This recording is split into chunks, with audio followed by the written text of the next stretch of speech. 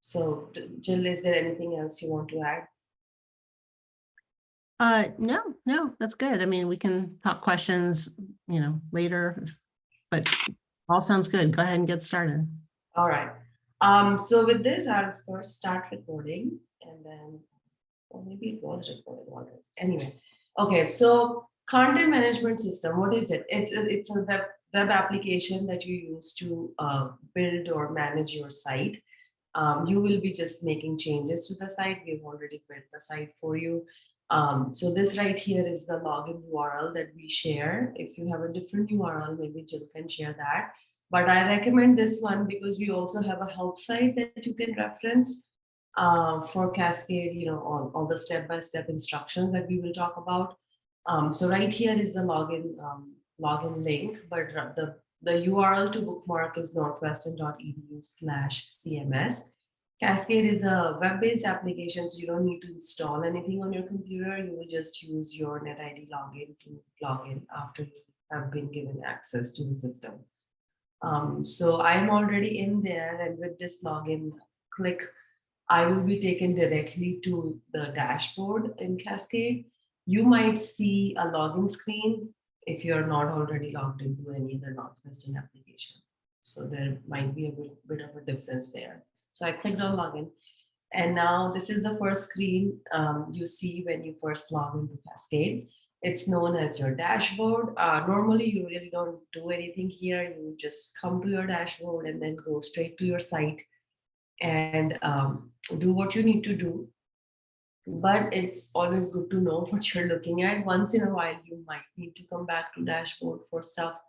So let's take a look at some of these, the items that you're seeing on the screen. So at the very top, the black bar that runs across is known as Cascade Toolbar. You have on the left-hand side a site selector dropdown. So if you have access to multiple sites in Cascade, you can use this dropdown to switch between those sites. Okay, so if you click here, it will show you a list of all the sites that you have access to. And you can just click on the site name or just search for it here. Then you have on the extreme left corner, you have this dashboard icon. Dashboard icon works as your home button and it will bring you back to your dashboard. So anytime you want to come back to dashboard, just click on it. On the right-hand side, we have My Content tab that just shows you your content, different ways. So it's the same as this blue box that you see on my screen. So we'll talk about it in a little bit. Then you have search. So, excuse me. This is a search within Cascade. If you're looking for a specific keyword in your site, you can try to do that. It's not like Google search where you can type in anything. So again, you might not get the results you want, but it's worth trying. Then you have user menu and system menu where you don't really have to do anything. Let's talk about the main screen. So you see these boxes on your main screen. These boxes are known as widgets.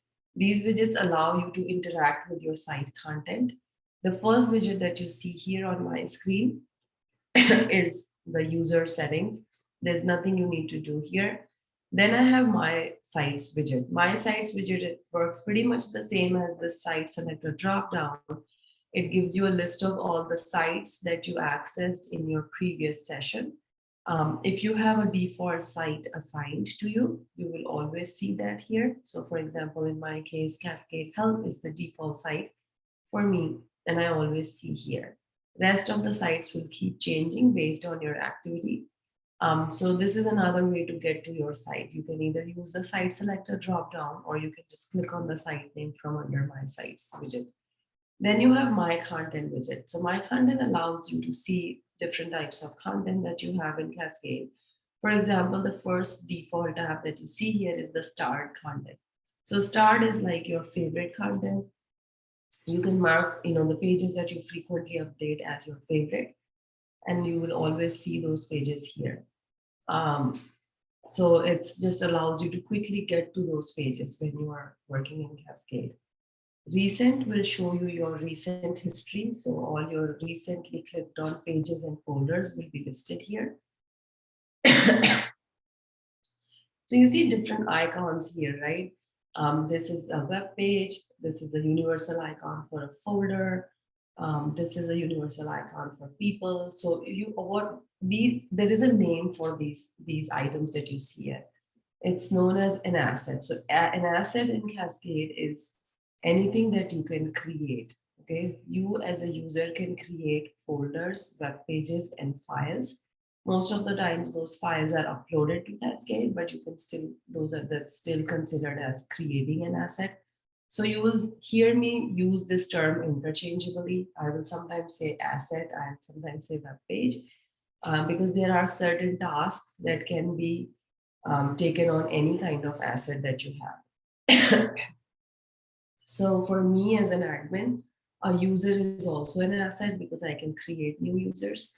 So that's why your list might look a little different than what you're seeing. And if you're a new user, this will probably be blank. You won't have any decent assets here. Own content will show you the content that you have created in Cascade. So when you create a new page or a new folder, it gets attached to your NetID. And so you can see all those assets listed here under own content. Drafts will show you a list of all your draft assets. So when you're working in Cascade, you can save drafts. And if you need to access those drafts, you can come back to your dashboard and click on your My Content Drafts. Okay. Logs is something that we don't use, so we won't talk about that. And then we have notifications here on the right-hand side. Just a quick note that this dashboard can be reconfigured. You can move these boxes around however you want. So right on my screen, notifications is on the right-hand side, but you can, it could be anywhere else on your site, on your dashboard. So for example, I just moved it to the left-hand side. So just a quick note about that, because you might get confused, if you're looking at my screen. So notifications tab shows you any published messages or unpublished messages. So if you're new to web editing, publishing means making your content live on your public website. Excuse me. And unpublishing means taking it down from the live site. So if you unpublish an asset, it's taken down from your live site. It will not be available publicly.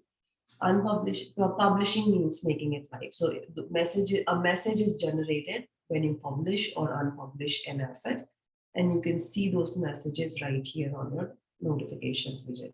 So if you click on view all notifications, you will see a more detailed report. These are automatic published notifications that I get every day. You can see here, most of these published jobs were completed successfully without any issues.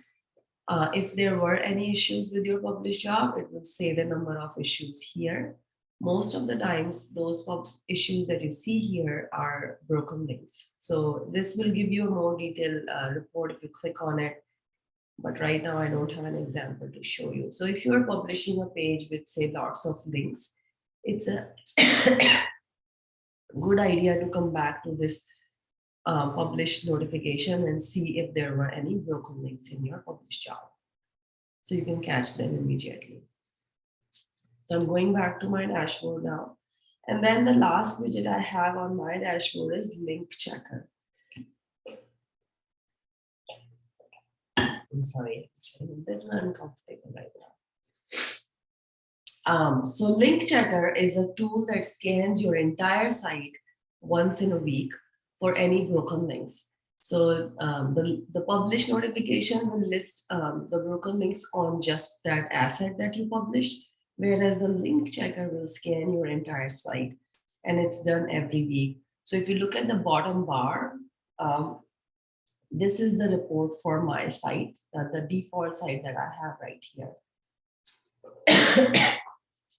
So if you click here on the bottom row, you will see a more detailed report.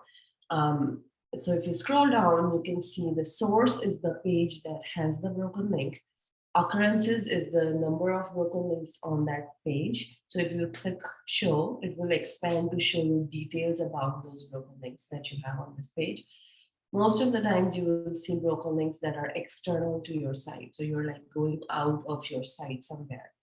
And obviously we don't have any control over those external local links or external links. So once in a while you will have links that are external and are broken. So this is the type. Link description is what you see on the front end. So on the page, this text will be linking to the link right here. So this report gives you a little bit of the details. You are the content editor of your site. So even if you don't get these details, you will probably know right away where those external local links appear on your page. So this right here is a live link, which means if you click here, it will take you to that page in Cascade. So say if I click here, this is the page that has those two broken links. So I can go here, fix those broken links, and then publish, and hopefully next time this will be updated. Okay, I'm going back to my dashboard. So these are the widgets that I have added to my dashboard. There is more, and if you're interested in learning about the rest of the widgets, those can be seen under Add Widget. So right here, you will see a full list of the widgets that are available in Cascade. Please note that analytics widgets do not work in Cascade. So even if you add them, though you will not see those numbers here. And if you want to learn more about the rest of the widgets that we didn't talk about, you can go to our help site, which is northwestern.edu/Cascade help. And I can share that link in the chat. Just give me 1 second. Right here. So this is the site. And if you go to getting started and under your dashboard, you will see a description of the rest of the widgets that we didn't talk about. Okay, so you can go to the site and explore. So let me put this in the chat. This is a direct link to the dashboard page, but there's more on the site. Okay. Like I said, you wouldn't spend so much time on your dashboard. You came to Cascade for doing something, so you'll go straight to your site. So let's do that. I'm going to use your sandbox site for this example. Is that okay, Jill? Okay. So this right here, I clicked on this site before the session, so I see it right here. So I'm just going to click on the sandbox. So this is the sandbox site. Your site will look pretty similar to this. You may have more folders than what we see here in the sandbox, because this is just a test site. So let's talk about the screen now. So on the left-hand side, what you see here is a bunch of folders. So this is known as a folder tree. So your site is a folder in Cascade, and then the URL that you see on your live site, it follows that folder hierarchy. So if I go to your like commencement site, and if I click on any of the pages here, if you look at the URL, you see right here, this right here is the base URL for the site. And then anything that you see between 2 forward slashes is a folder, and a web page will always end with .html. Okay. If you see index.html, it means you are on the landing page of that section. What does that mean? So think of landing pages as the door of a building. Okay. If you don't have that door, you cannot see what lives or what's there inside that building. So you need to have a door to each one of your section or each one of your folder that you're displaying on your site. For example, students is a folder. To be able to see what lives within students folder, you need to have a landing page for it. So each one of the folders that you have on your site that's displayed on the live site will have an index page. So for this reason, you will see multiple index pages in your site. We don't want you to rename those index pages because if you rename those index pages, those pages will become sub pages of the section, but then you lose the door. So that means you cannot interact with that section. And I will just elaborate a little bit on this term rename, because rename specifically means not changing the URL or the system name in Cascade. Okay. So when I say rename, I'm talking about this right here. Okay. You can see here in the URL, it says index. but on the page it says general information. What you see here on the page is known as page title. In the URL, what you see is the system name, and we don't want you to change the system name for it. Okay, you can change the page title if you want to, but you should not rename your index pages. Okay. And I know this might sound a little confusing right now, but just know that do not rename index pages. That's all you need to know. If you really need to do something about those, maybe you should reach out to Jill and she can probably help you. But like here, so see the difference now. The difference here is that this page is a sub-page within students folder. It's not the landing page. Okay, so just by looking at the URL, one, I know where this page lives in Cascade.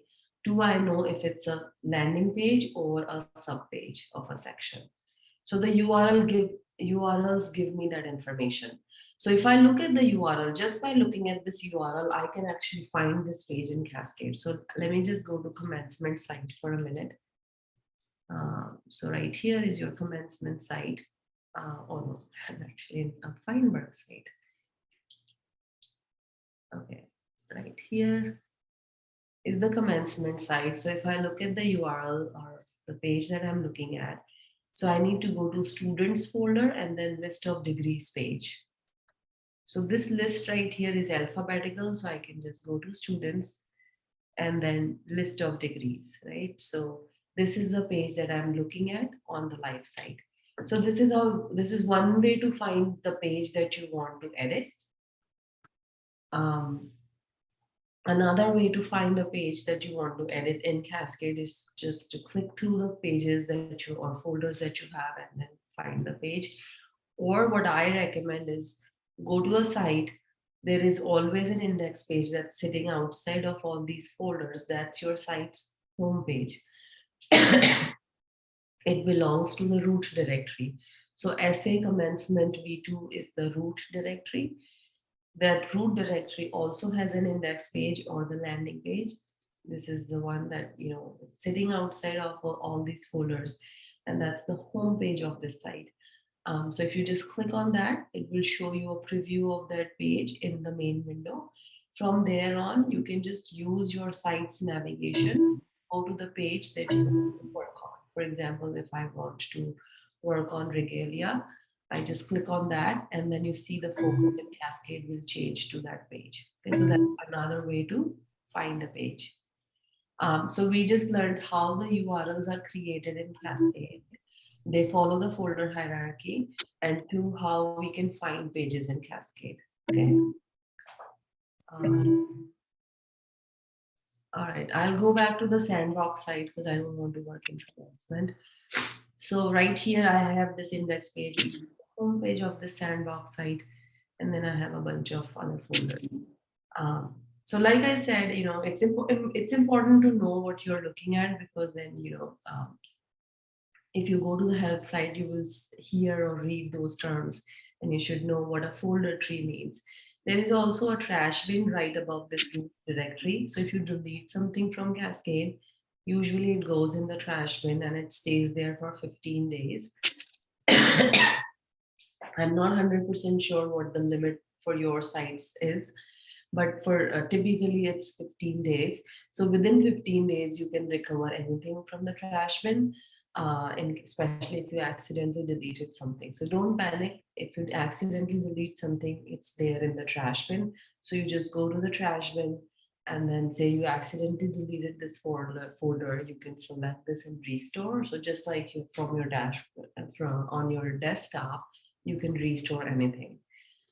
Just make sure to republish everything back, because when you delete something, it will be automatically unpublished from the site. Okay, so just a quick note about the interaction here. If you click on the folder name repeatedly, it will just expand and collapse to show you folder contents.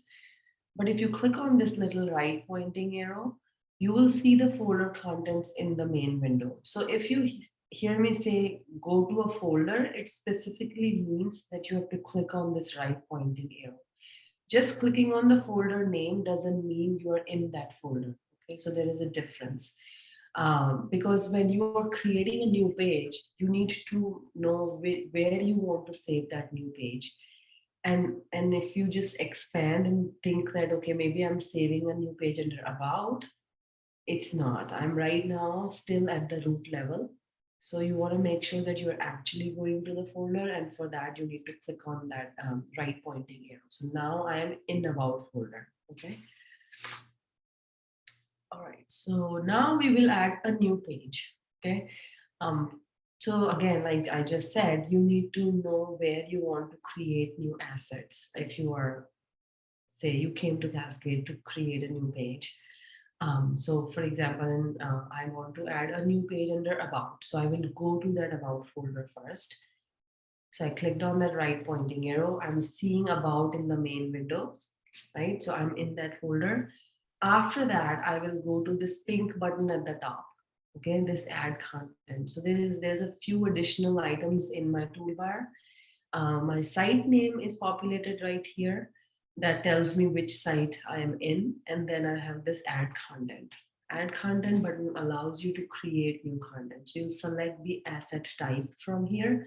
So if you click here, it will again expand to show you a full list of all the assets that you have access to. Your list may not look this now, depending on your permissions and what you need.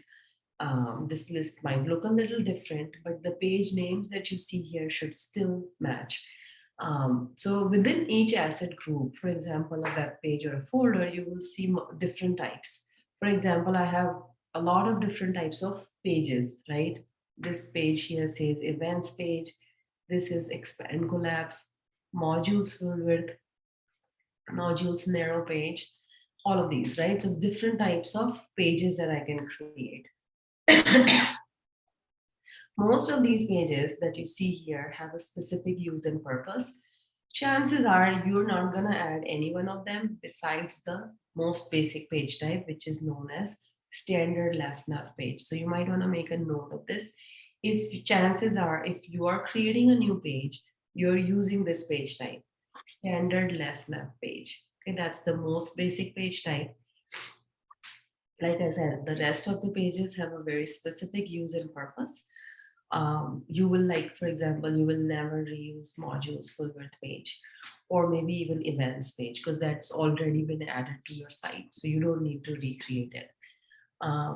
If you write your own news, maybe in that case, you will use news story page type. But for this training session, we are going to only look at standard left nav page. We won't have time to cover the rest of the pages. So first, you need to determine where you want to save that new asset. Two, you need to decide which asset type you want to use. Like I said, you will most likely be using the standard left nav page. So we'll choose that. So when you click on that asset type, you will see a form that you need to fill out. So the way these pages are built on the back end is that we give you a form to fill out. And depending on where you're entering the content, it appears in a pre-styled manner. So you don't have to worry about applying the color, spacing between two different paragraphs or headings and paragraphs, or even the layout, right? So the basic page type has a very simple layout.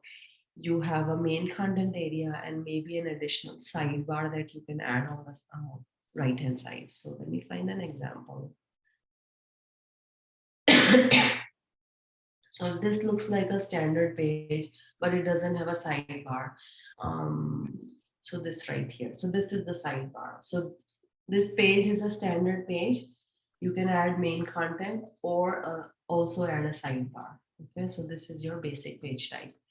So we look at this one. The good thing is though, on every single page type, we have some fields that are common. So even if you are just editing a different page type, you should still be able to make those edits because they all look the same. Depending on the page type, the number of fields that you see will differ, obviously. So let's talk about the common fields and the required fields first. All required fields will be marked with a red star, so you have to have those fields. Those required fields again will change based on the page type. on a standard page, we have only 3 or 4 requirements. I think the 3. So the first one is the placement folder where you're saving this page. Cascade took about as my placement folder because I was in that folder. If you want to change it at this point, you can. If you just click on the folder name, like a panel will open from the right hand side and you can browse to a different folder if you want to save it in somewhere else and not in about. So maybe I want to change it to resources. Notice that I clicked on that right pointing arrow to go to resources, and I'm seeing resources right here under my current selection as well. So now I know that I'm saving this page in resources folder. So now my placement folder is changed to resources. Also note that you see placement folder field only when you are creating a brand new asset. You don't see it on your existing pages. Okay, so then the second required field on this page is title. So this is the page title. We have a dummy title here, so you need to take that out and enter your own page title. Page title is what you see on the page in this blue font right here. So say I want to add a frequently asked questions pages. That's my favorite example to use. So I'm using this as my title. And then I have display navigation, which is again a required field. By default, it is set to yes. What does it do? It will hide, or this setting helps me hide or display this page in the navigation. By default, anything that you add to this folder, like I'm right now adding this page to resources, by default, if I don't change it, it will appear in the side navigation of resources folder. If I don't want to show it in the navigation, I will change this setting to no. There are a few folders in your site that they live in your site, but you don't see in your navigation. For example, your images folder or your documents folder. You don't see them on your site because we're just using those folders to save images and documents. Okay. So once in a while, you might want to play with this setting.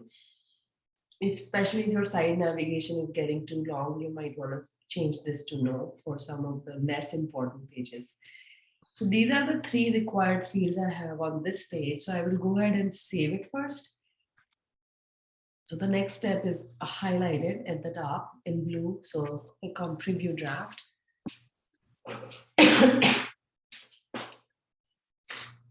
Okay, so I have not saved it yet. So I will, since I'm creating a new page, I want to not leave it at this point. I want to hit submit to save it in Cascade. It will take you through some basic like checks and version comment. You can add some comments here if you want to.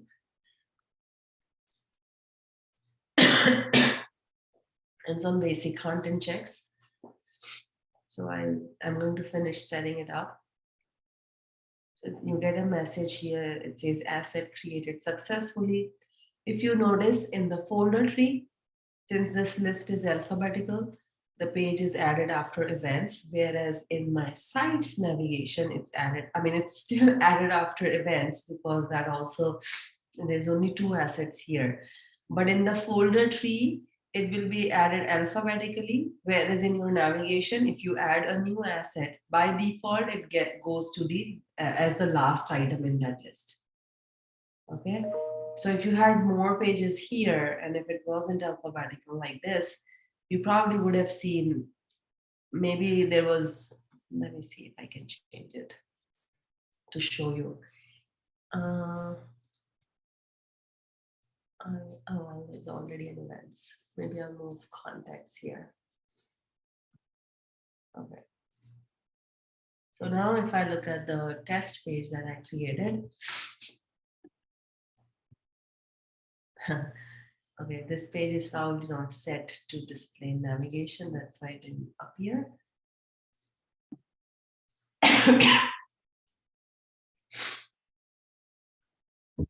Okay, so what I'm trying to do is I'm just trying to show you the difference. You can see. So because I moved contact us after. You can basically arrange your assets in your site's navigation however way you want. In the folder tree, it will always be at alphabetical. So there is a difference, and we get a lot of questions about this. Sometimes people get confused between what they see in the folder tree versus what they see on the site. This folder tree does not reflect your site's navigation, right? Your site's navigation is what you see in the preview. You can arrange these assets however way you want. This list is not alphabetical, okay?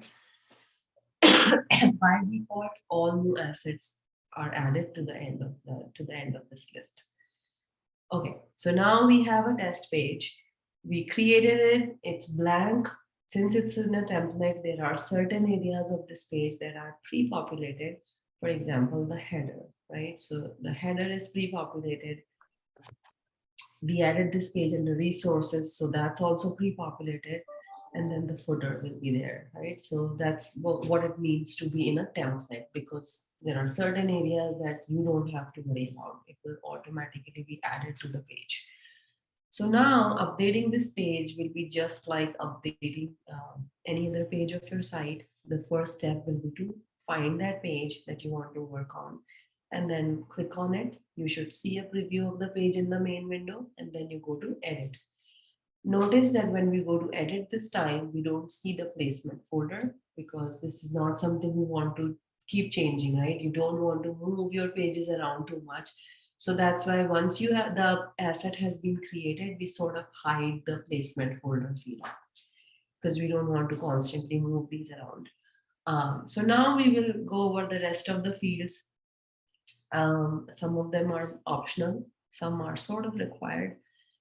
So the first optional field that you see here is the display name. So display name, as you can see in the helper text, it's the shorter version of the title. Display name is used for your site's navigation. Okay, so if you say, look at this site, what is your site's navigation? So you have three different areas for navigation. One is the top navigation, so right here. The second one is the section navigation or site navigation. And the third one is these breadcrumbs. So using all of these navigation areas, you can kind of interact with your site and go to different pages and stuff like that.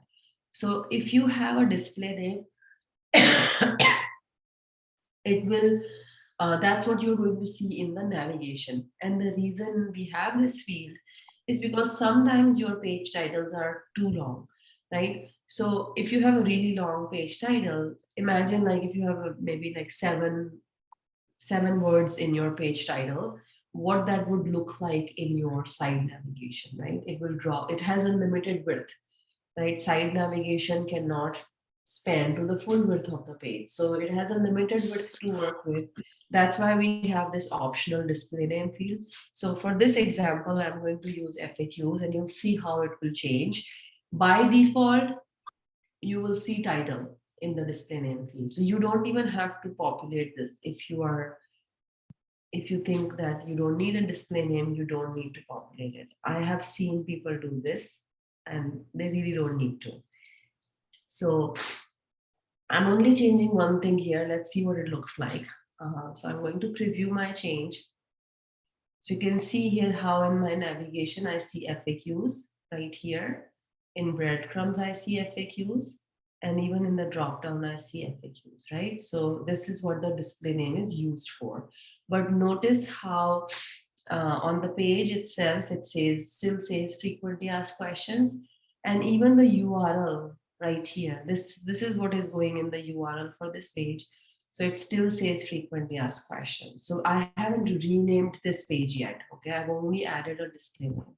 So I will go ahead and go back in, and maybe I'm not changing the URL right now. I'm just showing you what display name looks like. Okay, description field is used, again, it's optional, I'm sorry. It's optional and it's used for search engines. You don't have to add a description for every page, but for your higher visibility pages, you could. What we recommend is you go to Google and then search for anything, any of your top hits. So say I search for Northwestern University. So what is description field? These two lines that you see in search results, they usually come from the description field. If you don't have description field populated, then Google will take whatever you have in the first paragraph of that page and display it in this in here. So if that description doesn't make sense, it doesn't describe the page well, then you might want to utilize that field in Cascade. What you need to do is to just have 1 or 2 sentences that describe the page and save your changes, publish, and just wait for Google to pick it up next time. And you might want to do this for your top hits because you want to make sure that the description is looking good, because chances are, if you have good description, then people might click on that link more. If the description doesn't make sense, they might not. So this is like another thing that you can do to improve your SEO. Again, it's optional. We talked about display navigation. So now we'll scroll down, and this is where the main content area starts. So typically the fields that you see on these edit forms will follow the hierarchy in which they appear on the front end. For example, you see the first field here as header image. That's what you see at the top of your page if you have it, okay? Now, normally if you're adding a new page, you probably won't add a hero image or a banner image at the top, because you typically, we follow a standard. So we'll only add these images on the home page of your site, or at the max on these landing pages. It seems like your sites don't even have images on your main landing pages. So we are not going to do that. But say if you want to replace the image on your home page, you should know how to do that. So I'll just show you how to upload an image and how to place it into a page. So wherever we want you to stick to a certain size for your images, we will have that under the label. So for this image, it should be 1440 by 420. You need to crop your images to the size before you place them in Cascade. So just make sure you're doing that, because this is a very specific size, and you might not be able to do that in Cascade. Excuse me. So what you do is you just click on choose file, and this panel will open from the right hand side. You go to upload, and then you upload an image from your computer. So I'm going to select an image from my desktop, and let's see if I have one that I can use over right here. So I pulled an image from my computer. This is the file name. We also recommend that you make sure that your file names do not have any numbers, or it should really describe the image well. So make sure you're renaming your files before you pull them in. You can change the file name here if you want to. Just make sure you're not getting rid of this extension, file extension, by accident. It needs to have an extension for it to display properly in all browsers. Also, the file name should be all lowercase without any spaces, and that's what it's written here in the help text. So pay attention to the helper text as well. And then the second thing when you're uploading a file is to make sure that you're uploading them in the right folders. Right now, if I don't do anything, don't change the placement folder for this image, it will go under resources. I don't want that. Images should go in the images folder, and if you have any documents, they should go in the documents folder. So you need to do that. Change the placement folder before you click choose here. So what I'm going to do is click right here on the root directory. That's when I will see all the folders I have in the site. I will go to images folder. Right here, my selection is images now, and then I will select choose. So two things happened. This image was saved in the images folder, as you can see right here, and it was also placed into this page. Okay, so that's how you can replace an existing image or upload a new image that you have. When I say replace, I'm basically saying doing it on your home page. Image subhead field. So let's see what it looks like for your site. This is usually placed on the image itself. So it's that white text that you see on our sites right here. This one is the image subhead field. So I'm just doing making these two changes, right? I've only added an image to the page and added subhead. I want to see what my page looks like. So you can click on preview draft and see what those changes will look like on the front end. So my image had this baked in text. So ignore that. I didn't type it in. But when you have an image, a big banner image at the top, the page title will move on to that. Okay, so that's a design. That's the design of it. So you have an image at the top, the page title appears here. If you don't, then it looks like the other pages that we were looking at, like this right here. So there is a difference in design. This right here is the subhead, and I still haven't added any content, so I need to do that. So I'm going to go back in edit mode again.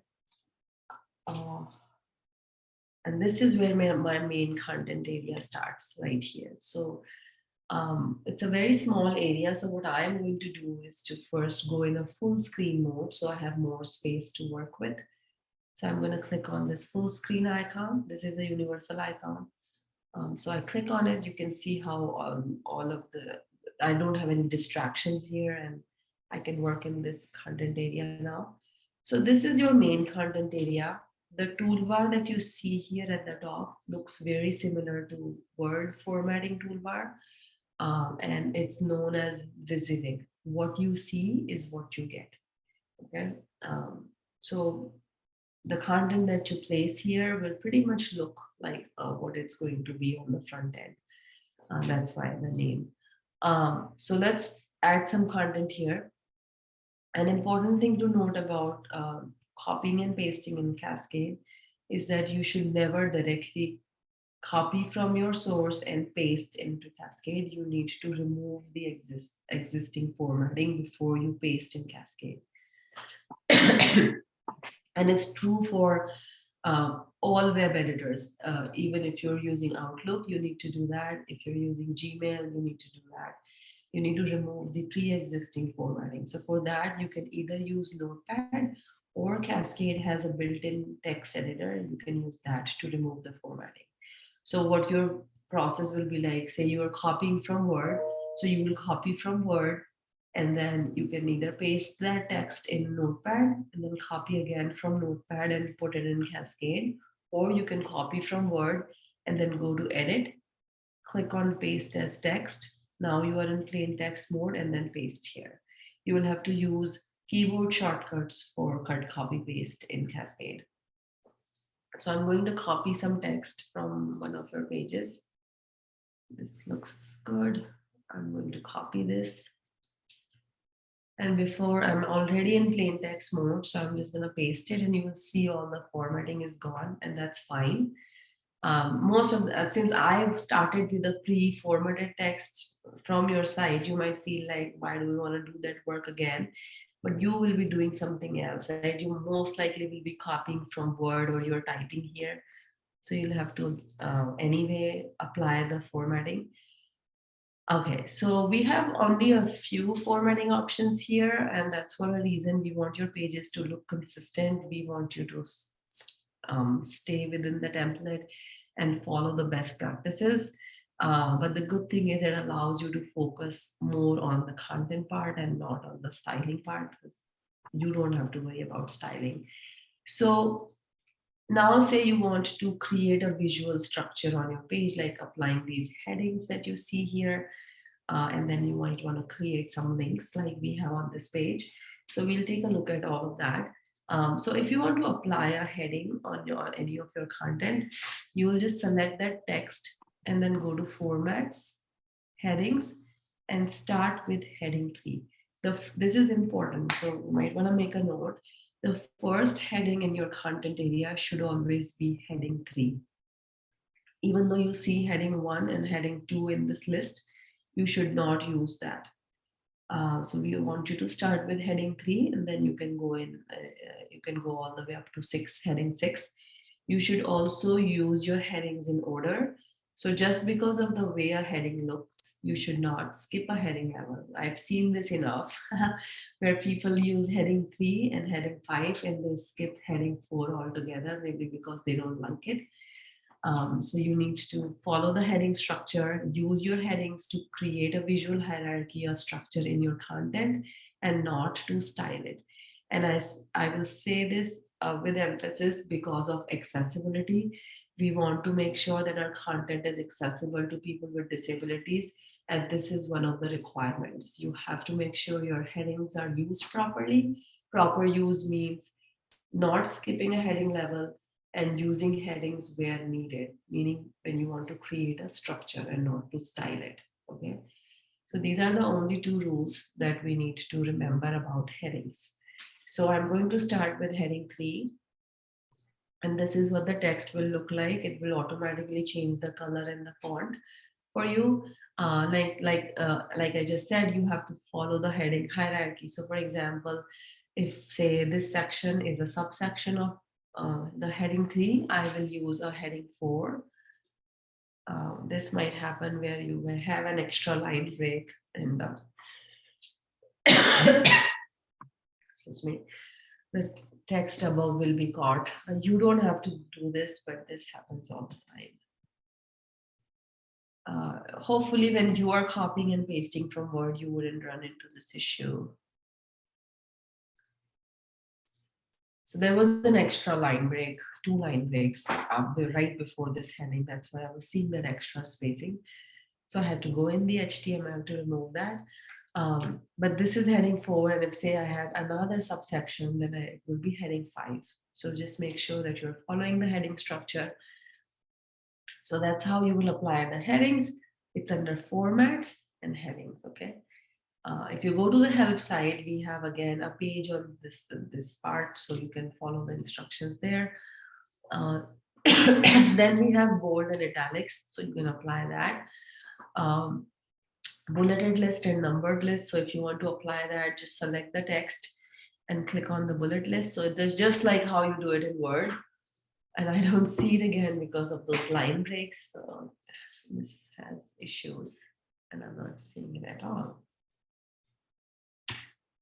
What happened?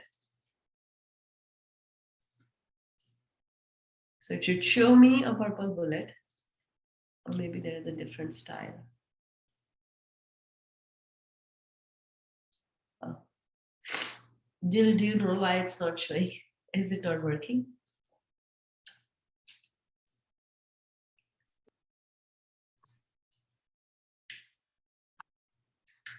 You have to put a paragraph tab before dual, a P.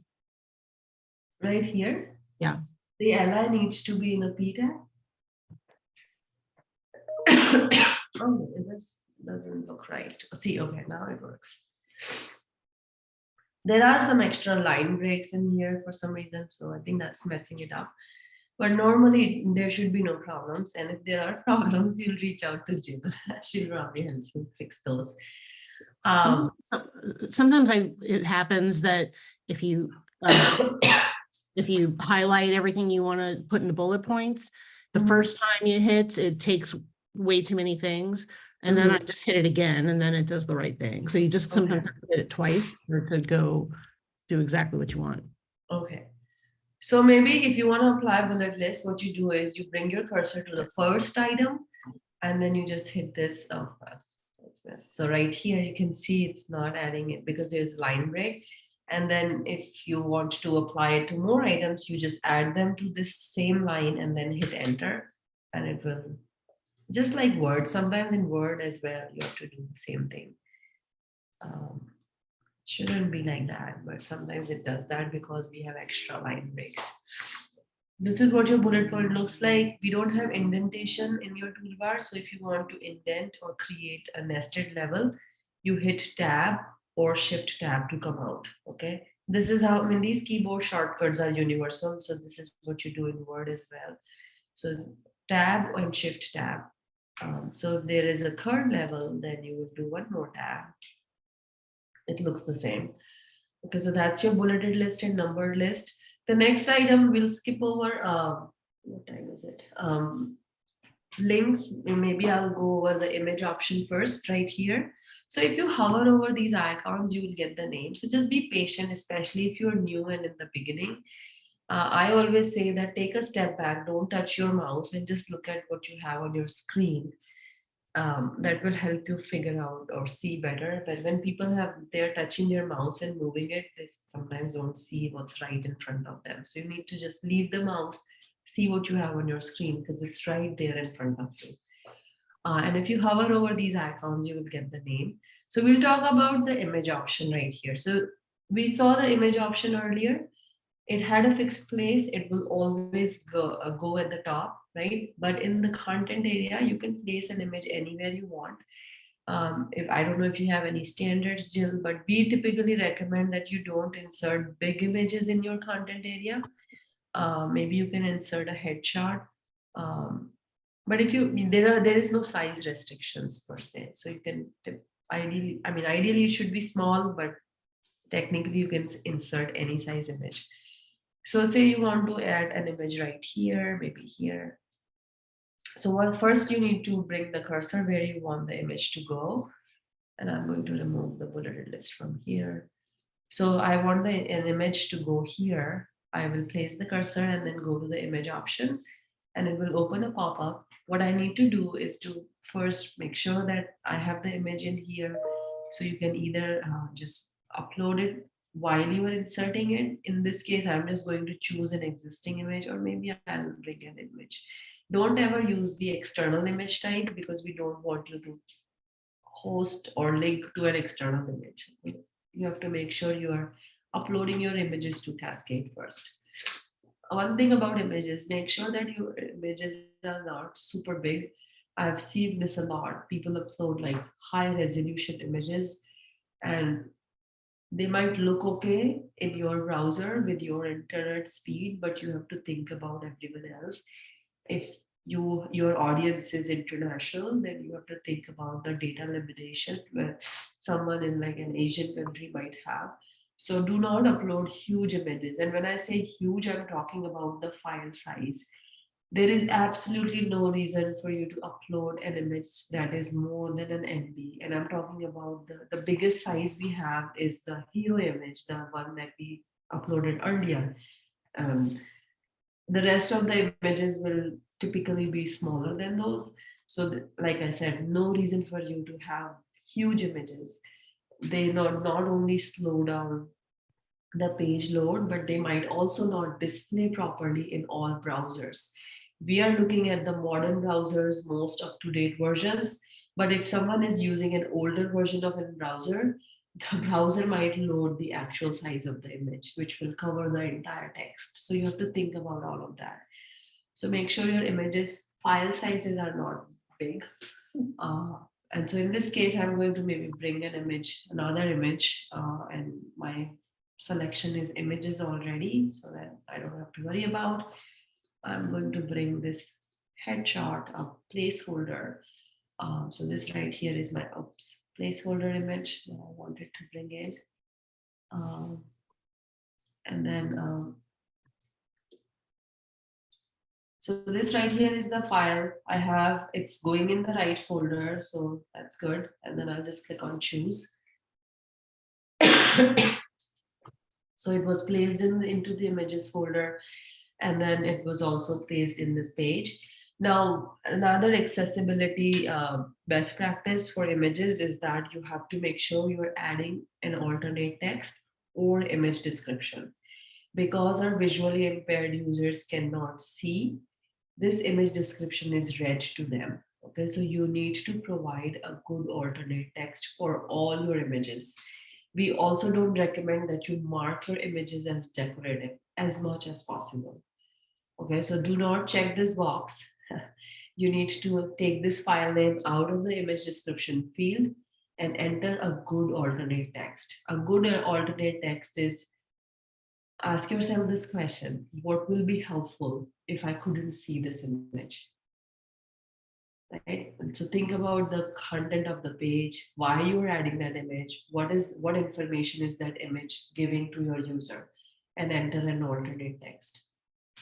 As long as you're giving it some thought and not using the file name as your image description, it should be okay. There is no right and wrong as long as you are trying your best. Again, I believe me, you get better at writing image descriptions if you just keep doing it. And this is a requirement. There is a policy that Northwestern has, so we have to comply to that. Image description is a big one. So make sure you're adding good image descriptions or alternate text. Right here, you see image description. In other places, you might see alternate text. You should be ideally doing this for everything, all your digital content. If you have images, you need to provide an alternate text. This applies to your social media posts, your Word documents. If your Word document has images, you need to provide an alternate text there. Your PDFs, if you have the images in your PDFs, those should also have alternate text. Okay, if you're posting something on social media, I don't know exactly how it works, where you will add the alternate text, but you need to do that. Never, never, ever upload an image with baked in text. So I just received an event flyer from someone. They want me to post it on their site, and it has the event information baked into that flyer. So that's fine. Sighted people can see it, but what about our non-sighted users, or even people with like elderly with low vision, right? I'm practically blind without my glasses. Sometimes, if you know, and I sometimes have to take my glasses off so I can read like smaller text. For that, I have to sometimes make things bigger. So I have to think about all of the other disabilities too, not just blindness. People may have color blindness. People may be low vision. Elderly might find it difficult anyway sometimes to interact with these sites and stuff. So add a good image description. Okay, so next field here is the dimensions field. Dimensions again can be adjusted a little bit here, but you should try to crop your images to the right size before you upload as much as possible. So I will keep it as is for now. We have a few things that can be done for images, but we'll talk about this later. Let's just insert the image first. So what I did was first pulled in the image. I'm going to add an image description. So I will say purple placeholder.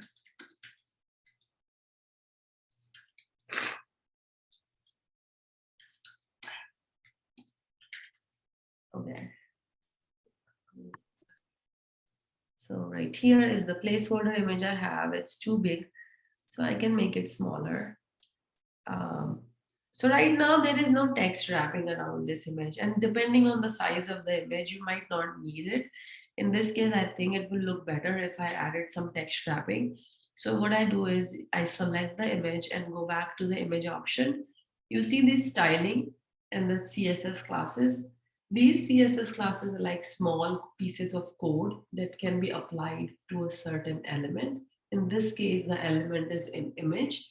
So if you want the text wrapping with some alignment, you can choose from align image left or align image right. Okay, so see what happens if I do align image right. So I'm selecting this.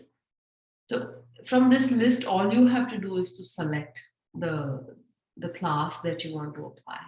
So hit OK. You see how the image moved to the right. Because if you look at the toolbar, there is no alignment option here. So the only way you can align your image to the left or right is by using that class. So select the image. I don't think it looks good with the right alignment. So I will go back and use left. And so this looks better. Now I want to see what this looks like. I'm still in that WYSIWYG full screen mode. So I'm going to go back in. I want to preview my page. So I will click on preview draft. So this is what my page looks like. This looks fine. If I didn't like this little, text that's hanging here, maybe I can make my image a little bigger. So this is where you will have to play with the size of the image and the amount of text that you have next to it to make sure it looks okay on the front end. Okay, so there's no formula for it. You'll have to decide on your own. So always use the preview option to see what it might look like when you publish it. So I'm going back and edit again. Maybe I'll make it a bit bigger. Okay. All right, so next option we have here is the link option. So the link option obviously is a very commonly used feature. So you might have to once in a while create links or maybe fix links. So you can create two types of links in Cascade, internal and external. Each type will have two more types. So let's take a look at those. So internal links. What are internal links? Internal links are links that you are creating within your site. You're linking to one of your own page or a file. So if you're, and as long as it's within your site, anything that's outside of your site, even if it is another Northwestern site or student affairs site, it will be considered external to you. Okay. So internal links are linking to your own pages or files. External links are outside of your site. So if I select internal links, this is what I want to link to. So the text that I have on the front end is this. And then I will go to this link option. It will again open a pop-up. The default is internal. So all I have to do is to select the page or the file that I want to link to. So I click on the link source and then go to maybe browse. In this case, I will go back up right here. And maybe I want to link to a page right here under about. This site doesn't have a documents folder, but you can do the same with documents. You know, if you're uploading a document, you will use the same steps that we took to upload an image. You will go to upload, and hopefully your site will have a documents folder. So you will change the placement folder to documents. In this case, I'm linking to a simple web page. So I just selected the web page here. It lives under about events. And then this right here is the text to display. So the third accessibility best practice is about links. Make sure that your link text is descriptive. Try to make it as descriptive as you can. Try not to use read more or click here type links because those are not descriptive. What happens is when a visually impaired person comes to your site, chances are they're pulling up all the links on a page or pulling up all the headings on a page. They don't read every single line of the page. They use some shortcuts. So if they pull up links on the page and most of the links say, click here, read more, click here, read more, it doesn't give them any information about the link destination, right? So it makes it difficult for them to browse your site because what happens is if they click, they have to basically click on the link first to see what it is. And if they don't like it, then they come back. It's just added extra steps to them. For them, so that's not a good user experience for them. So try to make your link text descriptive. I think it's helpful for everyone, not just non-sighted users, so not just for visually impaired users. So I have my link text here. It says internal links. Can I make it better? Maybe if I just add internal links in Cascade, right? I'm giving them more information here. And then I have the target is, if you don't change the target, the link will open in the same tab. Sometimes you want to open your links in a new tab. It's not recommended for accessibility, but if you do want to do that, you can change the target to new window. But you need to add that information to your link text because your non-sighted user needs to know that this link will open in a new tab. If you don't do that, they will be disoriented because what happens is the device that they use to read the page will shift focus to this new tab, but the back button will be unavailable, right? So they'll feel disoriented. They'll be like, why am I not able to access the site now? So you need to give that information in the text to display. So it will be like this. I know it makes the link long and that's fine, I think, but I personally believe this is the right thing to do. So you need to just add it. Okay, so this is my internal link to another web page that opens in a new tab. Before I move on to the other type of internal link, I'll show you the external link first. So external link pretty much works the same way. Instead of linking to a web page, you're linking to a full URL.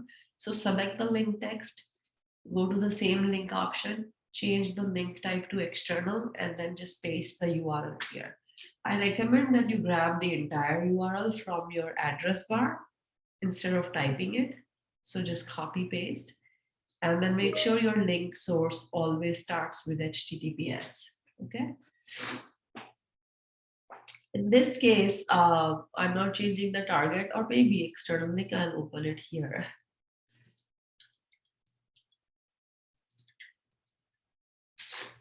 But again, I'm showing you this as an example, but this really should not. Try to avoid you opening your links in a new tab. There is another class that you can apply to your links. It's known as button. So what happens is if you apply this class, your link will look like a button. So I think if I'm making it a button, then I should limit the text here. Maybe. Okay. You can apply this class to any type of link. It doesn't have to be external link only. I'm just showing you that on top of creating a link, you can make your link look like a button. And for that, you're using the button class. Okay, so that class is specifically used on links. So that's your button class and external link. Another type of external link we have is the email link. So for example, if you have an email address that you want to link to, you can type in the email address, and if you just hit enter, Cascade will turn this into an external email link. So if you look at the syntax, it is an external link. Link source is mail to colon. This is how you create external links in Word. So it's the same syntax. If you want, you can change the text to display to something else, like email. But the behavior is the same, right? So it will open the email editor on your user's computer and populate the to field with this email address. So these are the two types of external links, and we learned about one type of internal link. Now the other type of internal link. So the other type of internal link is known as an anchor link. You know, we don't do this anymore, but we used to have those back to top links, right, on our sites before, or not our sites, like we used to do this more in the 90s and early 2000s. Not on our sites anymore, because we have this button to the bottom right corner of our pages that does the same thing. So it will take you to the top of the page. So you don't need to create this type of anchor link, but you might have seen where on a page you have questions at the top and each question links to a different answer on the same page. That's another example of an anchor link. So I'll show you that example. So for anchor link, think about it like you're anchoring to a section of your page, right? So you need to place the anchor where you want to come back to. Okay, I made this page longer because anchor links work only when you have a long page with some scrolling. So then I want to jump to this paragraph right here. It's towards the end of the page. So I'm going to place my anchor first. So you bring the cursor at the front and then go to this little anchor icon, give it a name. If you have multiple anchors on the page, you will give them unique names. So I'm calling it test anchor. And then you'll see this little anchor icon, which will not show when you save and publish this page. The next step is to link to this anchor. So we'll go back up. And I will say,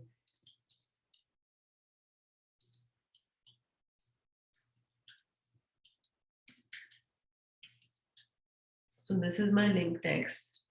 And all I have to do is to just type in that anchor name in that field. So if I click back again on this insert link option, I just have to type in the anchor name. It should match exactly what you have in there.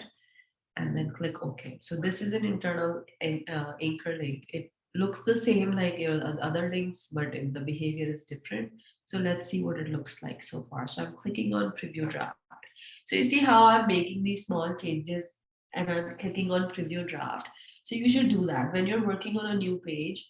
You should not work on everything at once. You should keep clicking on preview draft to see your changes. This not only allows you to preview what the page is going to look like, but also allows you to catch any issues early on rather than like, catching them later and then you're trying to figure out exactly where that error is on the page. So right here is our page. This right here is the anchor link. If I click on it, the expected behavior is that it should jump to that paragraph down below. So let's see, and it did, right? So that's an internal anchor link. Okay. So I'm going back in edit mode. And then we have a few more options right here in this toolbar that we can look at before we take the break. So the next option in this, you don't see it on the toolbar, it's actually right here at the top. It's the table option. So you can insert tables in your content. For that, you just need to go to the table option, select the number of rows and columns. You can add more rows and columns later on if you need to. Right now, I'm creating a 3x4. So this is my table. You see these little toolbar options under the table. If you want to add more rows and columns, you can use them. So what I need to do is to make my table accessible, I need to do two things. One, I need to mark my header row, or if you're using a header column. So I'm using header row as a header row in the code, right? So for that, what you need to do is to say you have this text in there.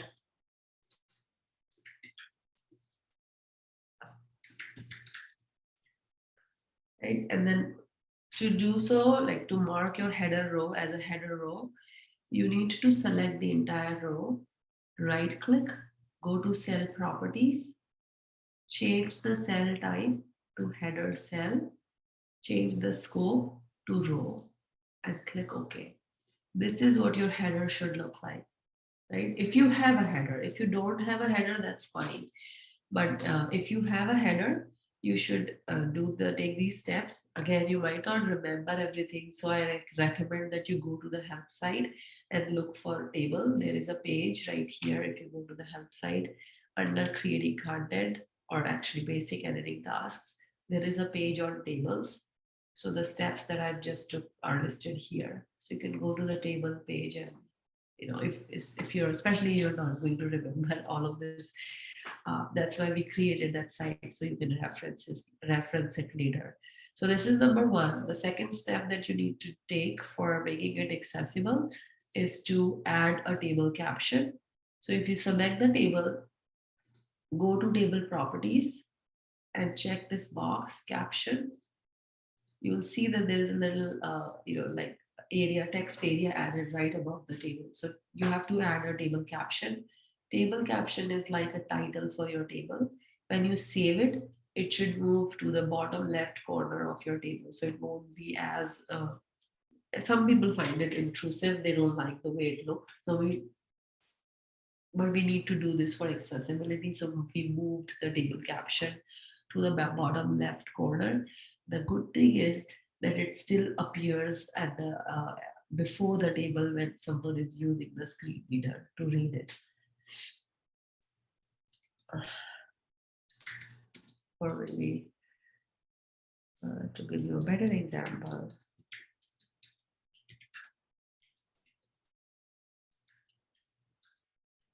Okay. So right here maybe is a good example for this. So let's take a look at the table on the front end. I don't have any content in there, so it might look a little weird, but I do have a header, and you can see here how my table caption moved to the bottom left corner right here. Another thing about table, I've seen this, people will add either like headings in there or maybe add images and stuff like that. Try not to do that, especially headings are, you don't need to apply headings in here. Headings are sort of navigational. People expect to see something under that heading that's related to the heading. So don't use headings in your table. You don't need to. So that's your table. So one more thing I wanted to point out before we go to the break Right now you're looking at a draft, right? I mentioned draft earlier on our dashboard. So if I move away from this page at this point, if I go back and say, I'm done for the day, I'll work on this page later, you can retrieve your draft from under your drafts right here. Sometimes what happens is Cascade will take you to, instead of taking you to the draft, it will show you the last saved version, which is like this right here. It has nothing. So if you think you saved a draft, you probably did. Pay attention to the options that you're seeing here on your screen. Like if you see current here, it automatically tells you that there is a draft saved. You are also seeing this little notification right here. So just don't click on edit at this point. If you think you had a draft, you do. If you click on edit, you will immediately override your old draft, right? So you lose all your content. So please pay attention to your screen. This again happens frequently, and that's why I'm pointing it out. You need to select the draft from right here, and you'll see as soon as I change to draft, I have submit, discard, and edit instead of publish and edit, right? So that's the difference. And that's another thing that you have to remember, that you cannot publish a draft. You have to first submit it. Okay. So see, as soon as I hit submit,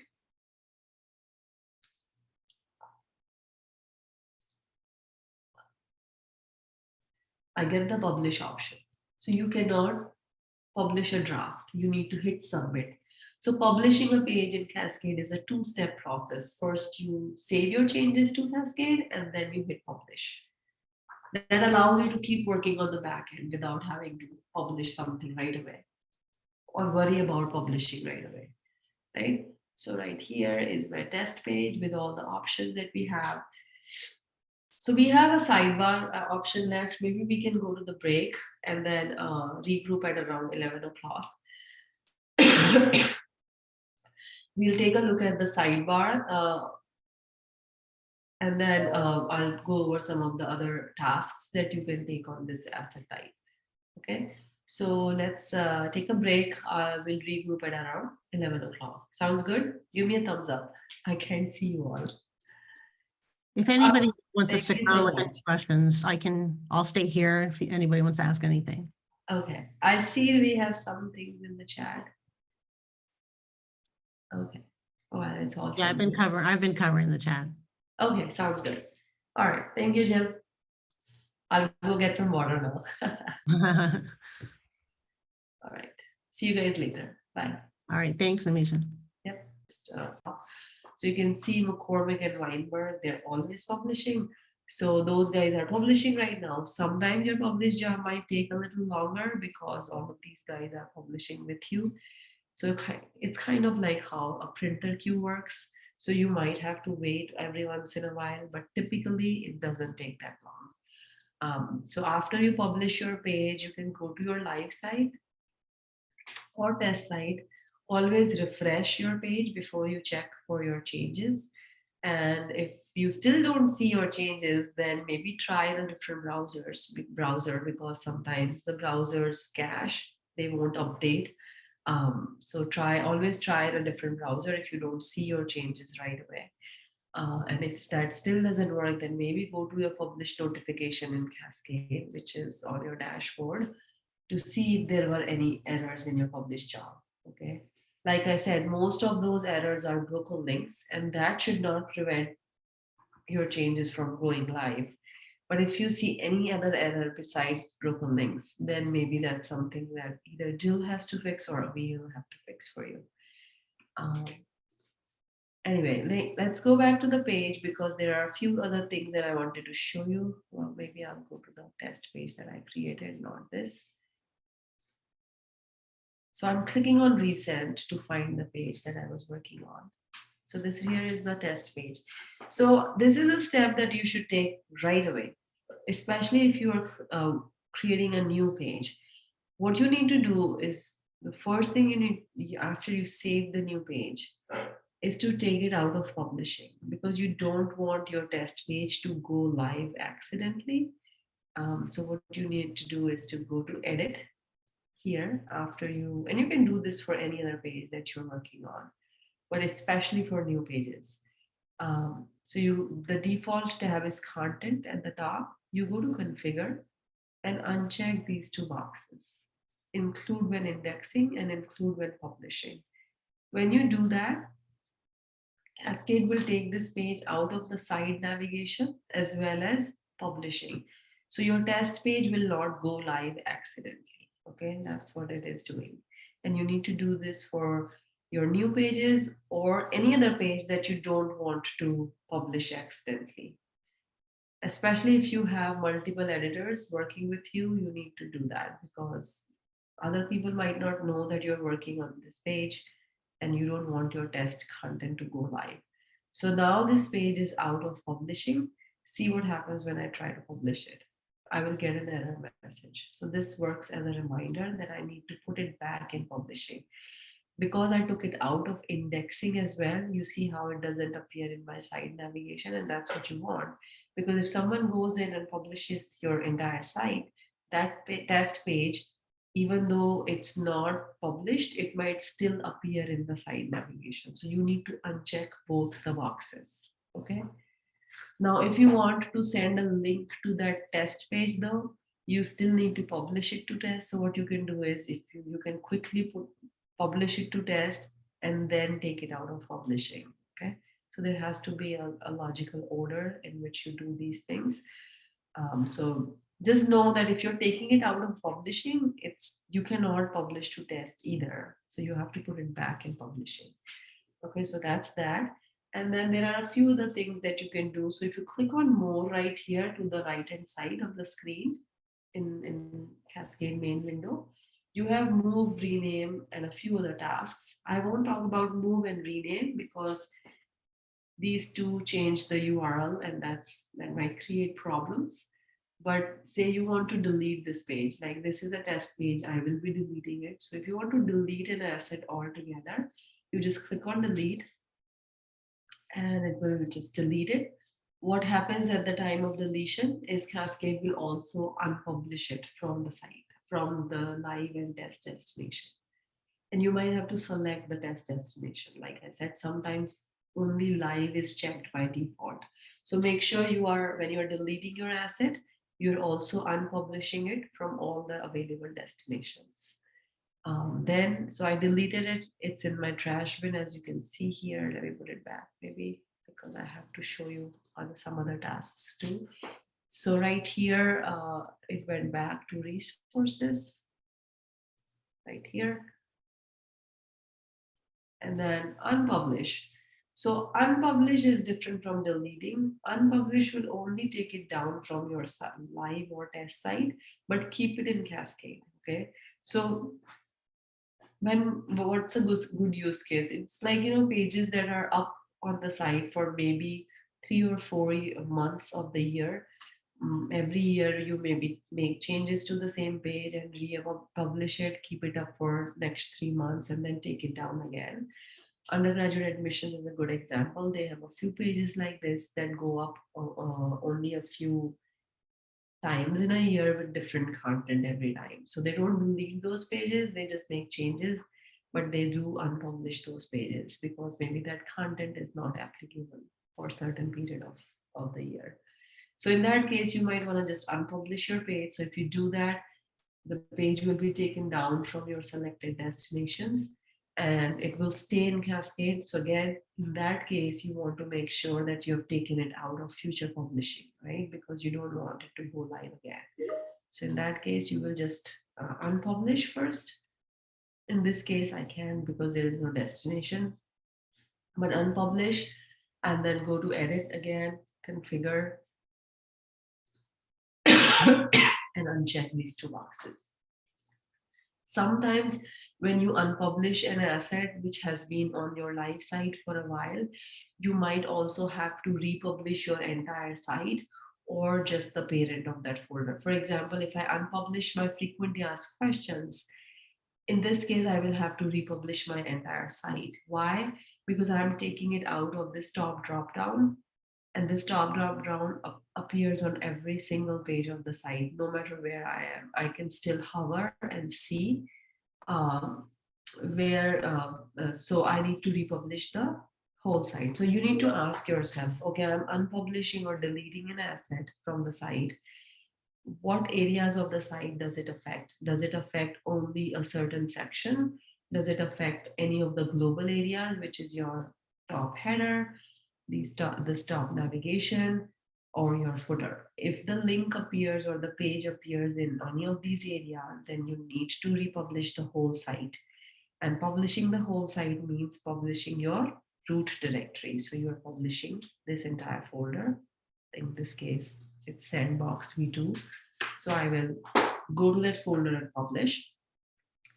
If that section or the asset that you're deleting or unpublishing appears only in a certain section, for example, if I just go back to commencement for a minute, right here, and say I have families and guests, and maybe I look at the top drop down and see what appears in the top drop down for this section right here.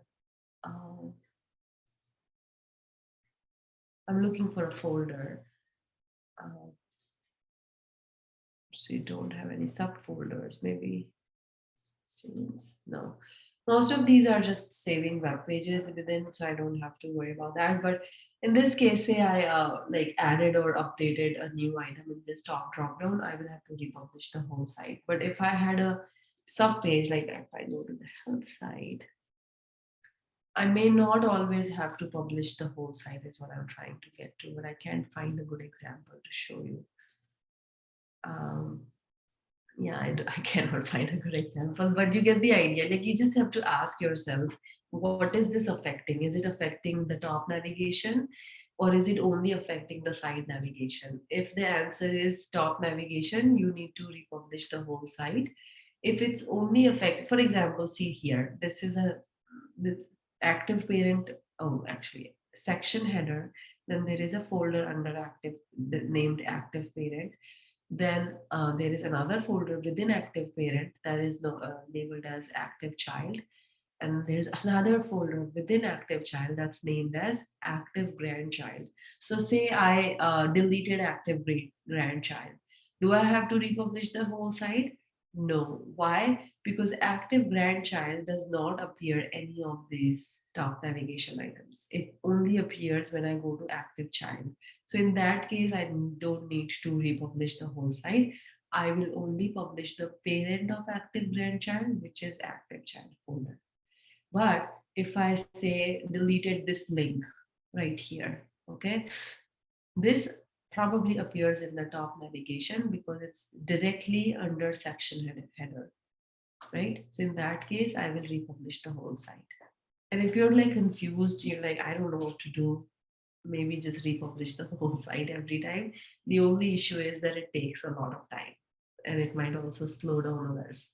So if you're not sure, especially in the beginning, maybe check with Jill or maybe republish the whole site. But you don't always have to do that. Actually, only in a few instances you have to republish the whole site. Most of the times you're only publishing your parent folder for that asset. Okay, what else we have here? There's another useful feature that you might want to use. It's known as versions. So if it's under more, again, if you go to versions, you will see all your saved versions. So what happens is when you hit submit, Cascade will save a version of this page. Okay, so you do have access to that version and can save up to 99 versions and it will start discarding the oldest version after that. So that's why, I mean, I say that, okay, it's good to preview, but don't hit submit for every small change that you're making because then you are saving a version that might not be very helpful because you won't see a lot of changes. So if you say you want to see a previous version of the page for whatever reason, like you want to see what this page looked like back then, maybe I should go to an actual site where we can see, again, I'm going back to commencement. So let's see commencement homepage. If you look at a previous version of this page, I'm going to more versions. And here I have a version from maybe early 2021. So this here is the a version from March 17. So if I look at this version, you can see here at the top, I have a few fewer options. I don't have edit, discard, or delete, publish, because I cannot do that on the version. So this is the version. Now, if I want to see what it looked like, I click on more, and you see how these options look a different because you're looking at a version. So now if I compare it with current, you will see the changes that were made since then. So it's comparing the version that you're looking at with your current version. So you can see all the deletions will be in red, strike through, all the new additions will be in green. And if you just changed a link, it will be in purple, which we don't see here. But from right here, you can either like move to a newer version. You can also see the current version. You can, if you restore this version, this will become your current version. Okay. So sometimes, people like mess up or they want to roll back to a previous version, then you use this restore this version option. You still have to publish after you restore the version, and you probably want to make some more changes since it's an older version. It might not have the most up-to-date information. So there are a few things. So you never lose your work in Cascade because you can roll back to a previous version. Say you are working on a page and you like mess it up, it looks bad. You're like, oh my God, what did I do? You can always go back to your versions and roll back to the last version that worked. So, but before that, always make sure you're comparing it or at least viewing it. So that's your version. I will go to view current version so that I can see the last saved version. Excuse me. What else we have? We have, okay, the last option here is the live link. So that's another thing that sometimes people don't realize. You can actually get to the live page from right here. So if you click on more and click on this live, it will show me the published version of this page. Okay. Now the published version of this page may not match what I have here in Cascade if I didn't publish this version, right?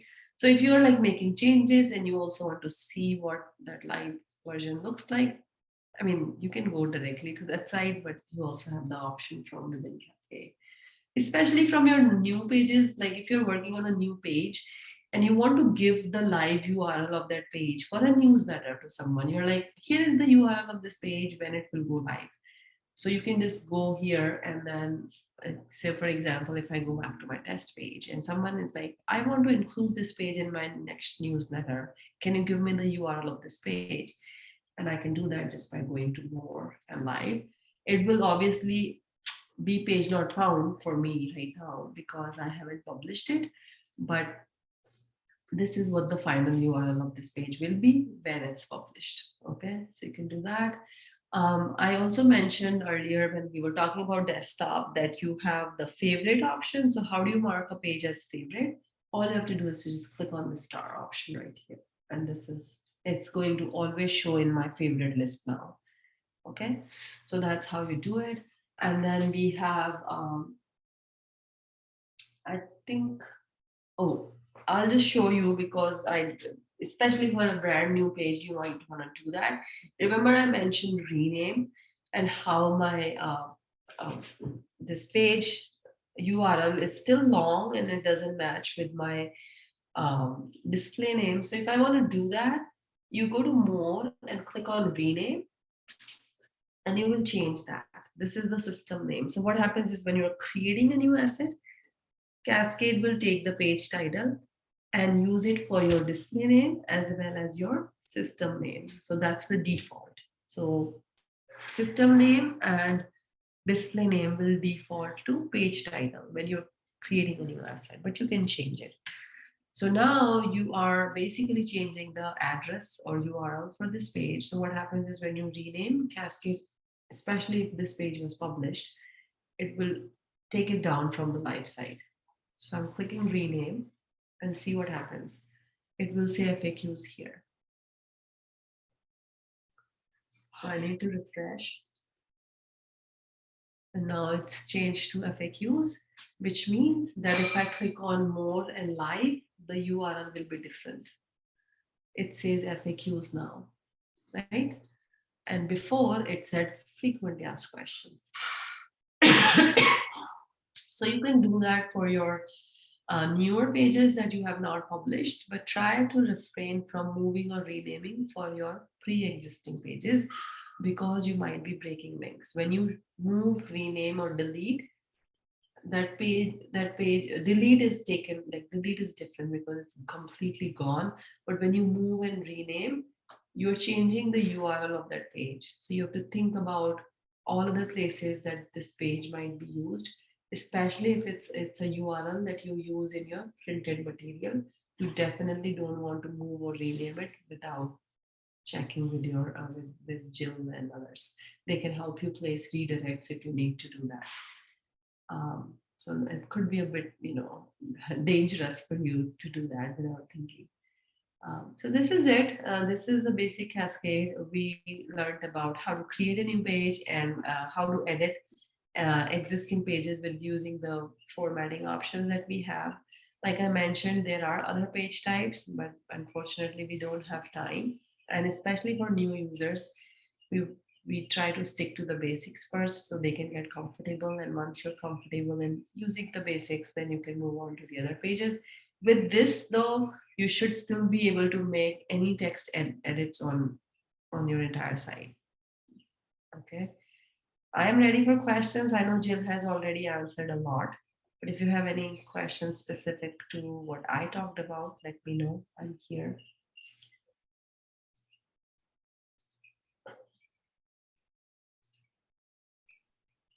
If not, then we can end the session.